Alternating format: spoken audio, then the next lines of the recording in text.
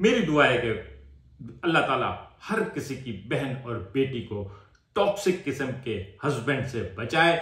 और मेरे ख्याल में जब रिश्ता आता है तो जहां लड़के की इतनी इंक्वायरी की जाती है, मेरे ख्याल में उसका टेम्परामेंट टेस्ट भी लेना चाहिए। बहाने से उसके ऊपर चाय या कोल्ड ड्रिंक गिरा दी जाए और देखा जाए कि वो कितनी जल्दी हाइपर होता है, क्योंकि वो लोग जो बहुत जल्दी गुस्से में आ जाते हैं अक्सर बहुत बड़े नुकसान वाले काम कर जाते हैं। और शायद इसी गुस्से के ऊपर बेस्ड है पाकिस्तान का नया ड्रामा मन जोगी, जिसकी पहली किस्त आप देख चुके हैं। आज उसकी इस किस्त का रिव्यू करते हैं। अगर आपने अब तक मेरा चैनल सब्सक्राइब नहीं किया है तो प्लीज मेरा चैनल सब्सक्राइब करें और बेल आइकन प्रेस करें। दोस्तों, मन जोगी के बारे में बड़ी कंट्रोवर्शियल बातें आ रही थी, लेकिन अगर इसकी कंट्रोवर्सी हलाला है और हलाले के बाद दुल्हा और दुल्हन का बदल जाना है या दुल्हा का तलाक देने से इनकार कर देना है, तो मेरे बचपन में एक ड्रामा आया था, छप्पर कट नाम था मेरे ख्याल में, शफी मोहम्मद और शगुफ्ता इजाज का।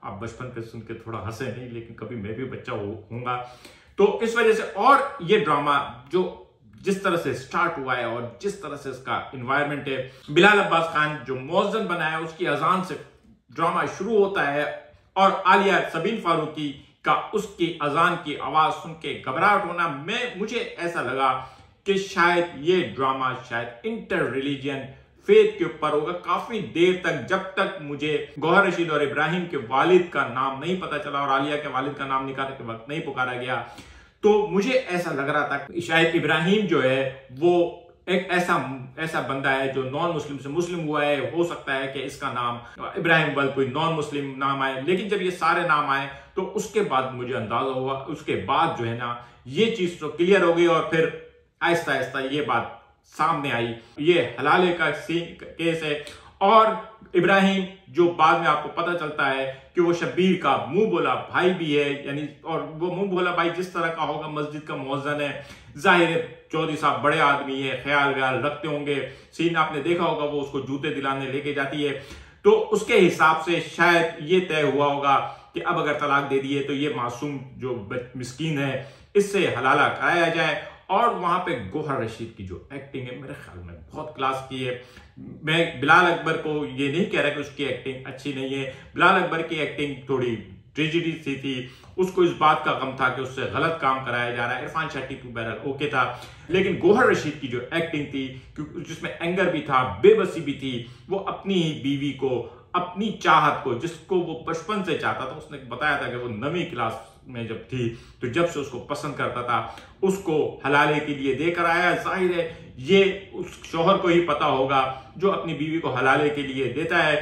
और लेकिन उसके साथ ही इस ड्रामे का जो बैक सीन चलता है, जहां पे कहानी ये रिवील होती है कि वो किस हद तक इनटॉलरेबल शख्स था।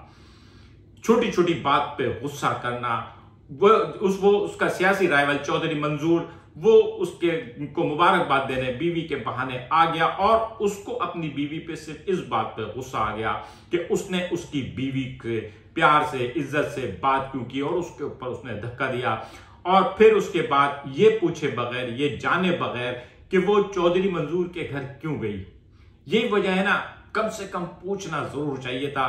कम्युनिकेशन गैप है, अगर किसी ने कोई गलती की है तो एक दफा उससे सवाल तो कर लो कि उससे ये गलती क्यों हुई है, कितनी बड़ी वजह थी, क्या कैसे ऐसा हो सकता था कि एक बचपन की सहेली की बेटी की मौत की खबर आए और वो उसके घर ना जाए। लेकिन उसकी वजह से जो कुछ हुआ वो ऐसा ही होता है। अल्लाह ताला इस तरह के गुस्से वाले आदमी से बचाए और इस तरह के गुस्से से भी बचाए, इसीलिए गुस्से को हराम करार दिया है। लेकिन ये ड्रामा मेरे ख्याल में बहुत स्पीड से उठेगा।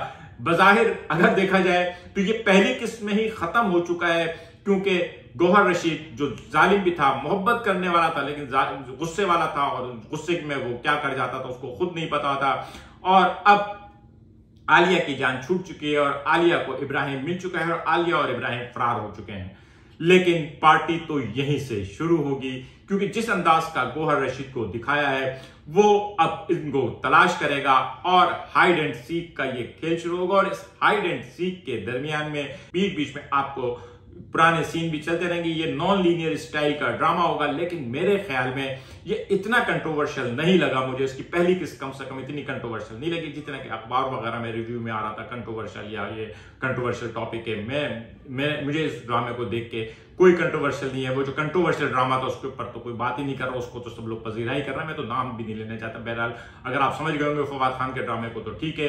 आज का व्लॉग कैसा लगा कमेंट करके बताइएगा। मिलेंगे अगले किसी व्लॉग के साथ। शुक्रिया।